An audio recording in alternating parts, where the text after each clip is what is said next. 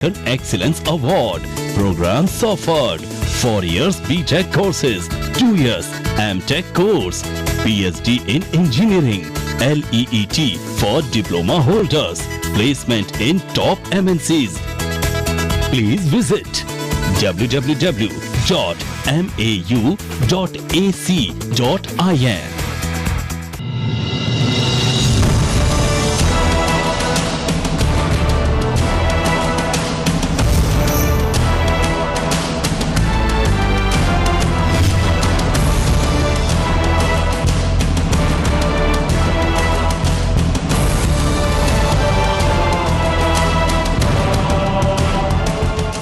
नमस्कार, मैं हूं अतुल सिंघल।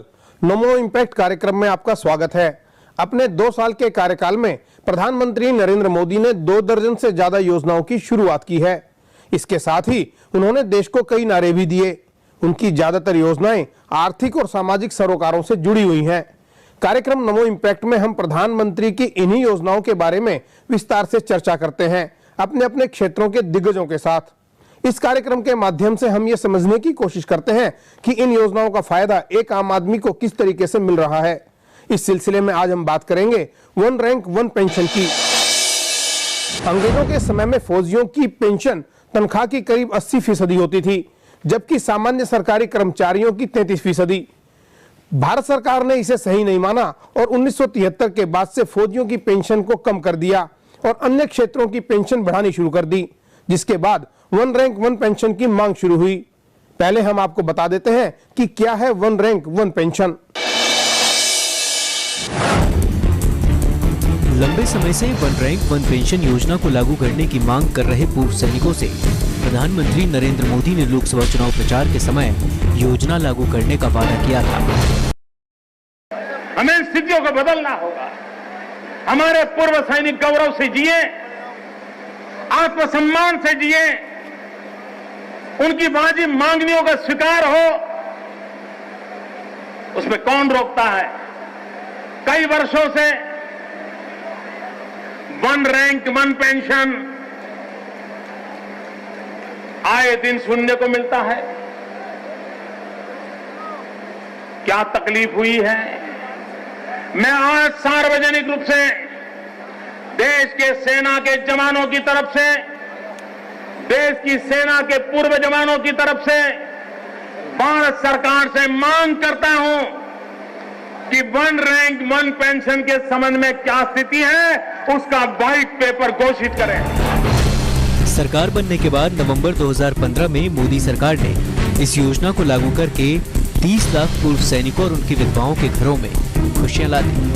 को डिमांड करने का अधिकार रहता है, लेकिन जितना मैक्सिमम उसका मेन जो डिमांड था वो हर एक को 1 रैंक में 1 पेंशन, वो हमने पूरा कर दिया। बाकी सब जो चीजें हैं वो हम लोगों ने डिक्लेयर की थी वही है। उसमें से VRS का जो कंफ्यूजन था वो हमने निकाल दिया। 1973 तक भारतीय सशस्त्र सेवाओं के कर्मचारियों के पेंशन और दूसरे लाभ की गणना का आधार समान रैंक समान पेंशन था। इसे फिर से लागू करने के लिए पूर्व सैनिकों ने आंदोलन चलाया, जिसे मोदी सरकार ने नवंबर 2015 में फिर से लागू भी कर दिया। जब 2 सैनिक एक पद पर एक समय तक सर्विस करके रिटायर होते हैं और उनके रिटायरमेंट में कुछ सालों का अंतर होता है और इस बीच नया वेतन आयोग भी आ जाता है, तो बाद में रिटायर होने वाले की पेंशन नए वेतन आयोग के अनुसार बढ़ जाती है, लेकिन पहले रिटायर हो चुके फौजी की पेंशन उसी अनुपात में नहीं बढ़ पाती। इसी को दूर करने के लिए 1 रैंक 1 पेंशन लागू किया गया है। पूर्व सैनिकों की मांग थी कि 1 अप्रैल 2014 से ये योजना छठे वेतन आयोग की सिफारिशों के साथ लागू हो। उनका कहना था कि असली संतुलन लाना है तो हमें भी 60 साल पर रिटायर किया जाए। हमें तो 33 साल पर ही रिटायर कर दिया जाता है और उसके बाद सारा जीवन हम पेंशन से ही गुजारते हैं, जबकि दूसरे कर्मचारी 60 साल तक पूरी तनख्वाह पाते हैं। ऐसे में हमारी पेंशन के प्रतिशत को कम नहीं करना चाहिए। इस योजना के लागू होने से करीब 30 लाख फौजियों और उनके परिवारों को लाभ मिला है। इसके लिए हर साल सरकार पर करीब 9,000 करोड़ का अतिरिक्त भार पड़ रहा है। वन रैंक वन पेंशन योजना क्या मोदी सरकार का ऐतिहासिक कदम है, या फिर जिस तरीके से विपक्ष और कुछ पूर्व सैनिक संगठन दावा कर रहे हैं कि इस आधी अधूरी योजना को लागू करके मोदी सरकार ने कुछ लोगों को खुश करने का काम किया है? इस पर विस्तार से चर्चा करने के लिए आज हमारे साथ स्टूडियो में मौजूद हैं राष्ट्रीय सैनिक संस्थान के राष्ट्रीय अध्यक्ष और 1971 में भारत पाक युद्ध के हीरो रहे वीर चक्र से सम्मानित कर्नल टीपी त्यागी जी। त्यागी साहब, कार्यक्रम नमो इम्पैक्ट में आपका स्वागत है। धन्यवाद। इससे पहले कि हम कर्नल टीपी त्यागी से बातचीत का सिलसिला शुरू करें, उससे पहले देख लेते हैं कर्नल टीपी त्यागी जी के बारे में एक छोटी सी रिपोर्ट।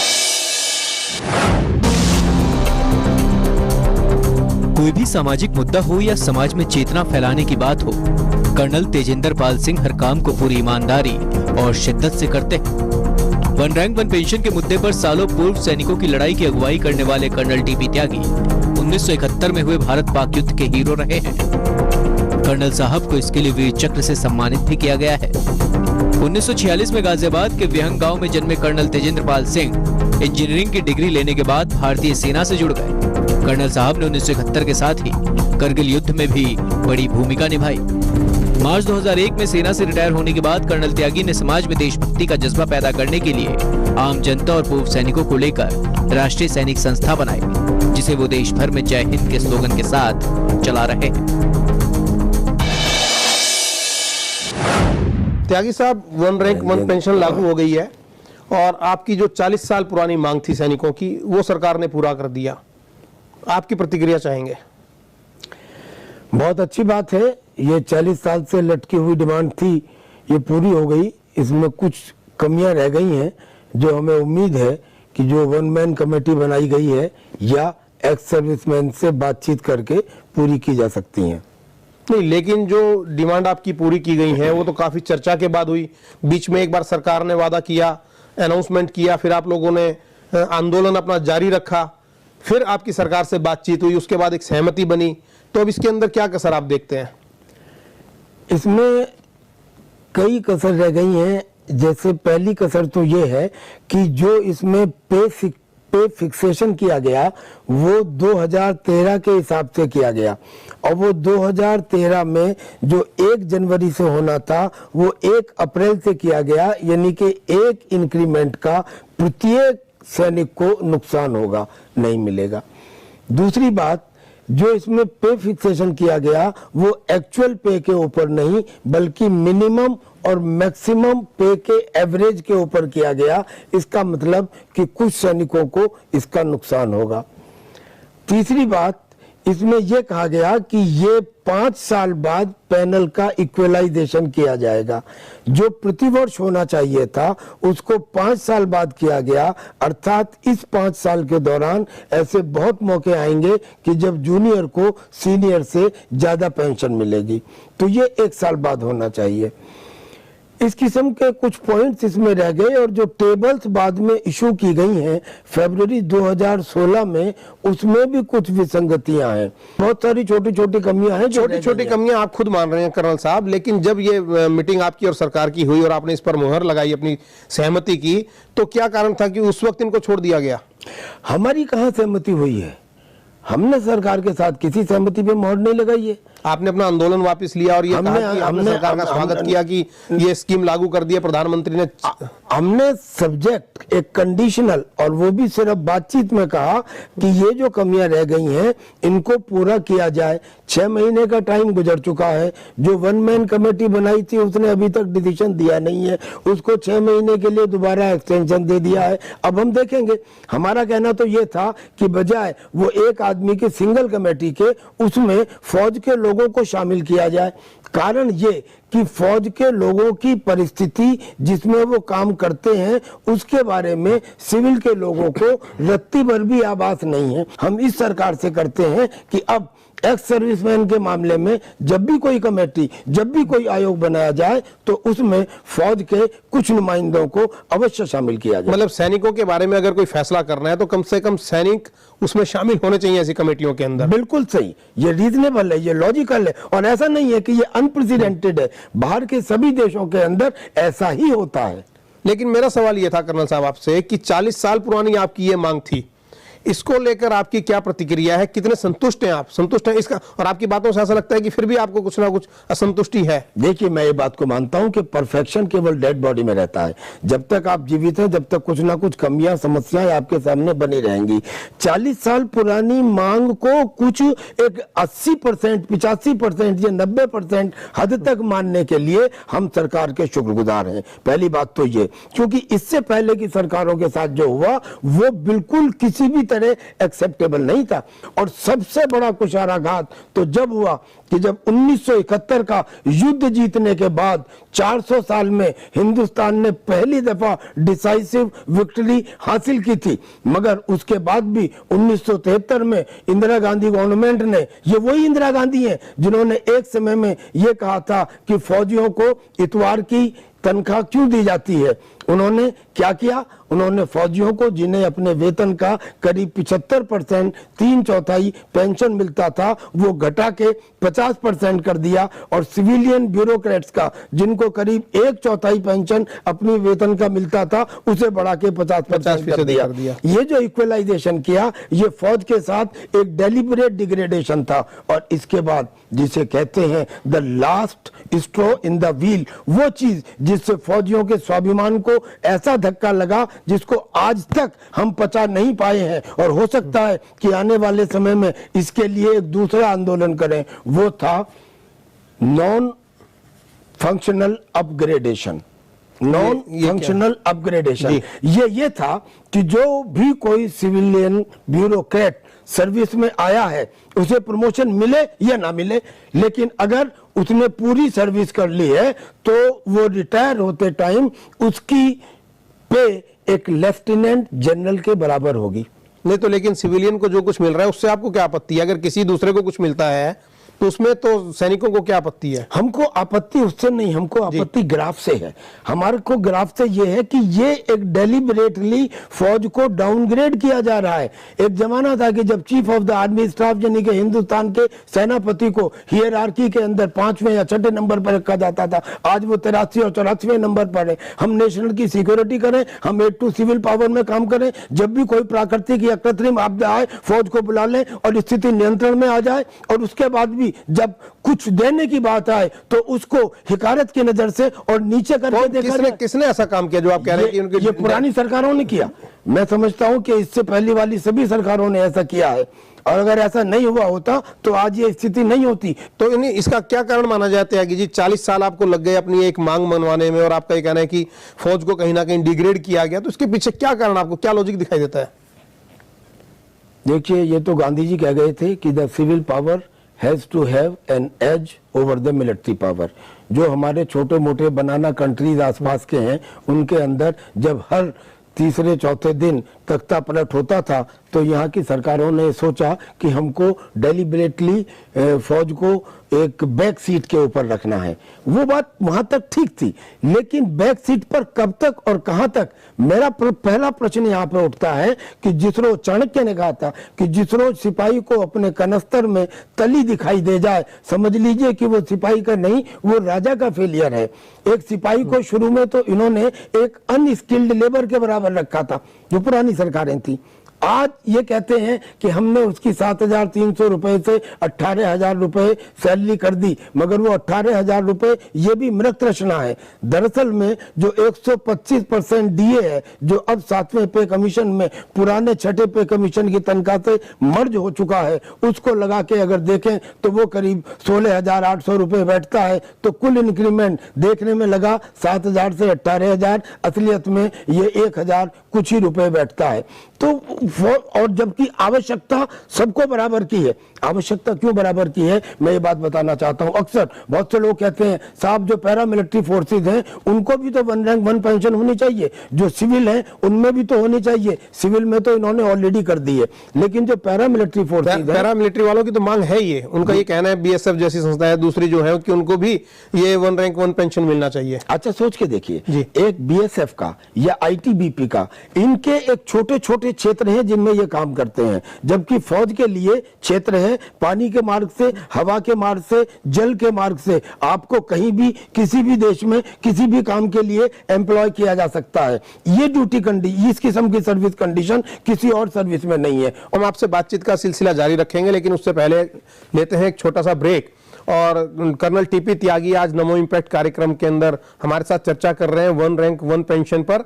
और सबसे बड़ी बात यह है कि वो ये बात मानते हैं कि मौजूदा सरकार ने जो फैसला किया है इस स्कीम को लागू करने के लिए, उससे वो 80 से 90% तक संतुष्ट है। कुछ खामियां रह गई हैं, उनको उम्मीद है कि दूर कर लिया जाएगा। ब्रेक के बाद चर्चा को जारी रखेंगे।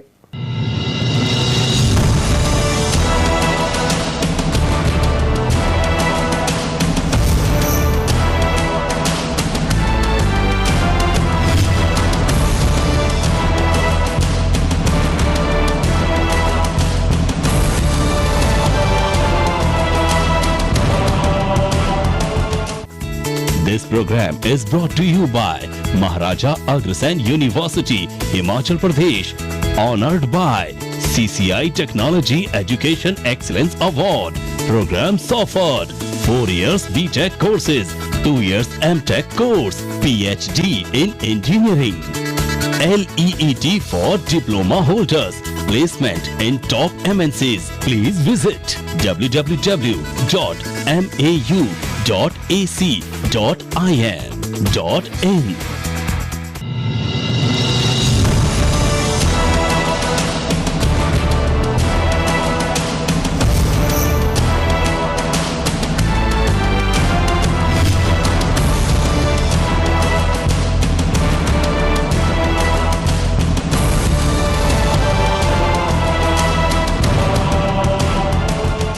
ब्रेक के बाद आपका एक बार फिर से स्वागत है। मोदी इम्पैक्ट में हम चर्चा कर रहे हैं मोदी सरकार के एक ऐतिहासिक कदम की।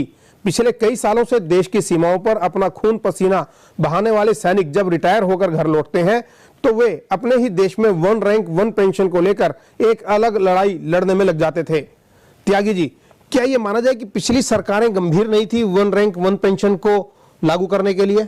निश्चित रूप से अगर गंभीर नहीं होती तो ये उस टाइम लागू कर सकती थी, कोई बहुत ज्यादा खजाने के ऊपर बोझ नहीं पड़ता।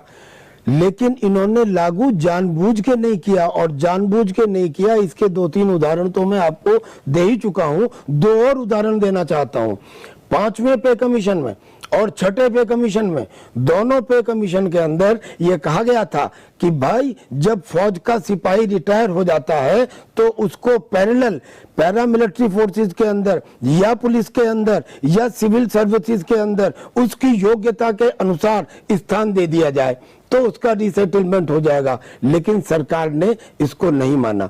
इसका मतलब कि सरकार इस मामले के अंदर नहीं चाहती थी कि फौजियों का इस तरह से अपग्रेडेशन हो। तो पूरी कहानी अगर शुरू से ली जाए और आज तक देखा जाए तो ऐसा प्रतीत होता है कि डेलिबरेट कोशिश की गई है। अगर ये एक्सीडेंटल होता तो we would have accepted it. It was by design, it was by design, and now at least the Modi government has done something. They have done concrete. We appreciate it, but there are other things which are to be resolved. और उनको resolve करने का तरीका civil bureaucrat के through नहीं है।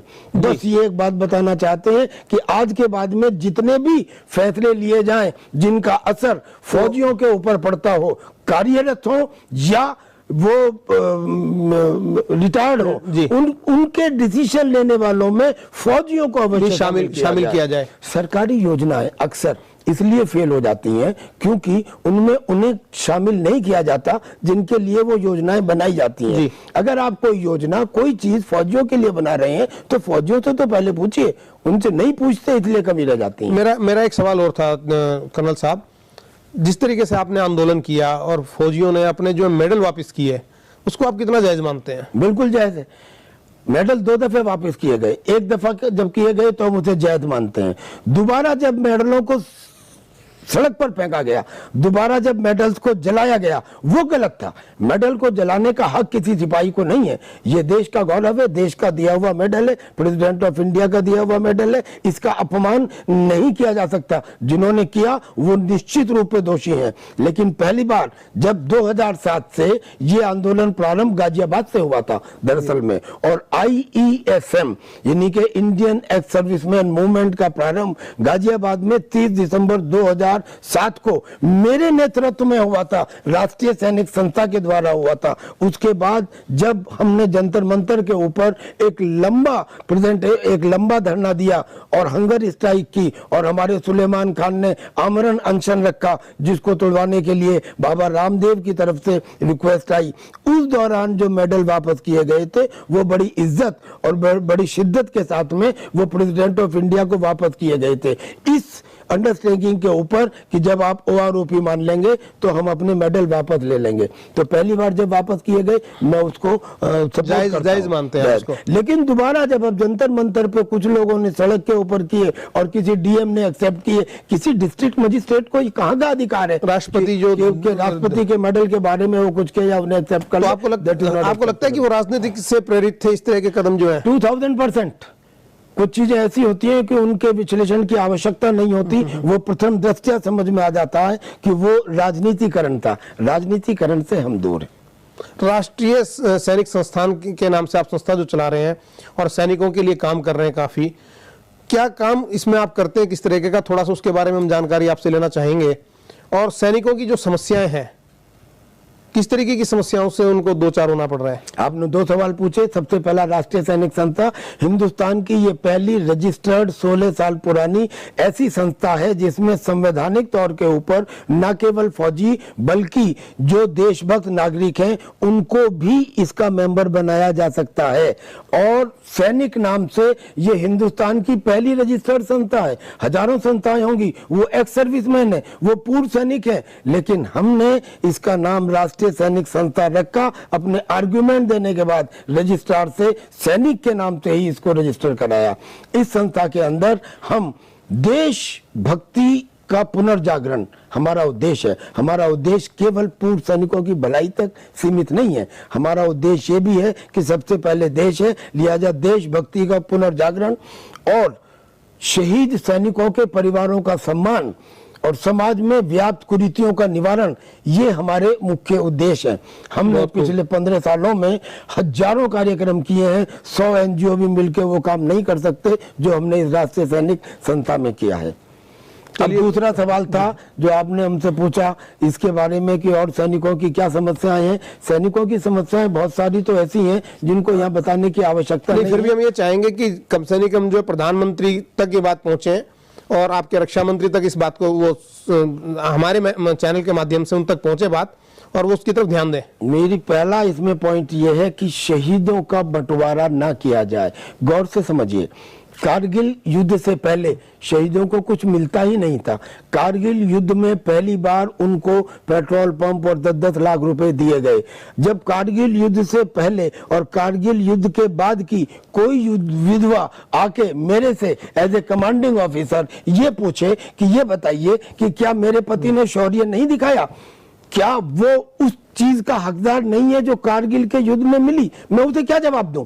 तो लिहाजा चाहे वो 1962 का शहीद, 62 का शहीद हो, 65 का हो, 71 का हो, कारगिल का हो या उसके बाद का हो, शहीदों को जो भी कुछ आपको देना है, हम कम ज्यादा की बात नहीं करते, पर जो देते हैं वो सबको बराबर दें। शहीदों के बंटवारे की वजह से क्या अब हम सरकार को देख के, पॉलिटिकल पार्टी को देख के लड़ें? हम इनके लिए तो नहीं लड़ते, हम तो देश के लिए लड़ते हैं, हम देश के लिए अपनी जान देते हैं। लेकिन आमतौर पर जब योजनाएं बनती हैं तो जब से लागू होती हैं तब से उसका लाभ लोगों को मिलता है, तो कम से कम उसके बाद किया जाए। मुझे आप एक बात बताइए, कारगिल का युद्ध हुआ, कारगिल के युद्ध में 23 ऑफिसर, 26 जेसीओ और 398 सिपाहियों ने अपनी शहादत दी, बलिदान दिया और मुश्किल युद्ध था, युद्ध जीत लिया। मगर युद्ध के बाद कारगिल के युद्ध से आज तक एक भी युद्ध नहीं हुआ और 27,000 सिपाही इस टेररिस्ट एक्टिविटी में अब तक अपनी शहादत दे चुके हैं। क्या इनकी शहादत में और शौर्य में कोई कमी थी?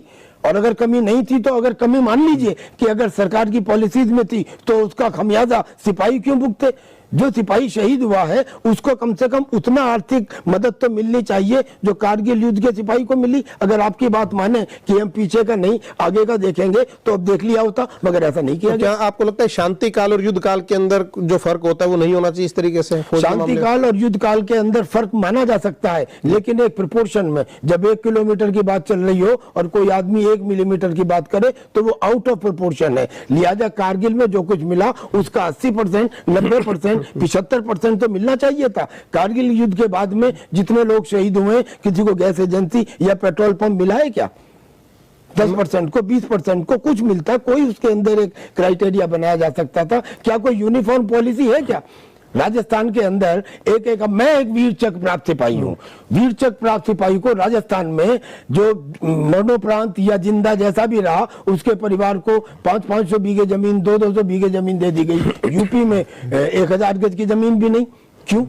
मैंने क्या गलती कर दी कि मैंने यूपी में जन्म लिया? इस किस्म की बहुत सारी राज्य सरकारों की आपको लगता है कि सबकी एक जैसी पॉलिसी होनी चाहिए? सबकी एक जैसी पॉलिसी होनी चाहिए। ये केंद्र का काम है। क्या सिपाही किसी स्टेट के लिए सर्विस करता है? सिपाही तो देश के लिए सर्विस करता है। लिहाजा इस जो पॉलिसीज है वो केंद्र की होनी चाहिए, एक नहीं। ऐसी हजारों विसंगतियां भरी पड़ी हैं और वो विसंगतियां जानबूझ के क्रिएट की गई हैं ताकि ये लोग आपस में इसी झगड़े में लगे रहे और ब्यूरोक्रेट्स का ऊपर एक अपर हैंड बना रहे। हमारी जो कुछ शिकायत है वो ब्यूरोक्रेट से। लेकिन राज्य सरकारों पर को तो अधिकार है। खिलाड़ियों के मामले में भी ऐसा होता है कि कोई राज्य सरकार पदक जीतने वाली खिलाड़ी को कुछ इनाम दे रही है, दूसरी राज्य सरकार कुछ और इनाम दे रही है। तो ऐसे जो अलग अलग फील्ड है सब में ऐसा चलता है क्षेत्रों में। हाँ तो ठीक है, राज्य सरकार जो है वो एक जैसा करे, ये बात केंद्र को बतानी चाहिए, केंद्र को रखनी चाहिए। क्योंकि ऐसा कम ज्यादा करने से पंजाब के अंदर बहुत ज्यादा है और अगर गुजरात में जाओ तो बहुत कम है। क्यों?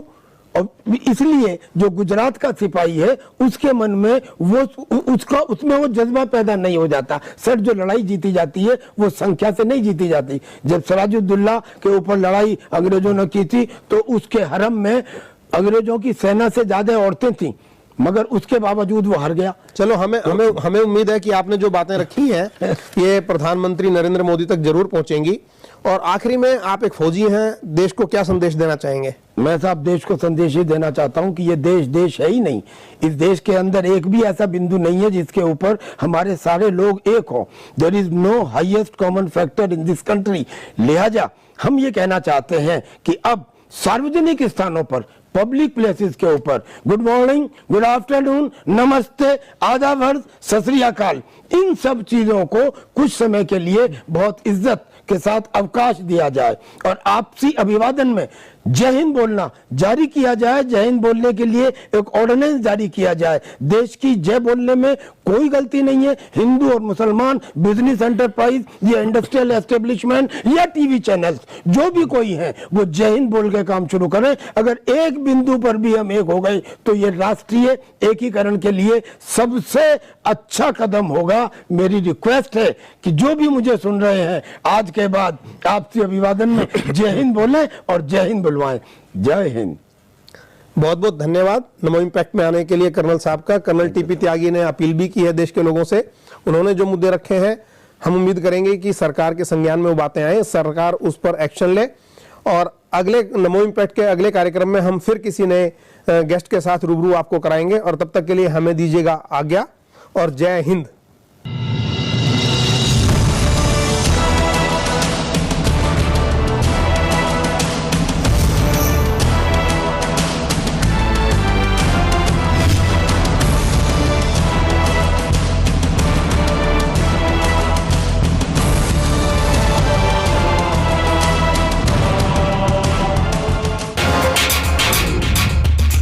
समाज के लिए बढ़े जिनके कदम, जिनका माना समाज ने लोहा, जिन्होंने बदली समाज की सोच, जानिए ऐसे ही कर्मयोगियों को हमारे खास कार्यक्रम अग्रदूत में हर रविवार रात 10 बजे।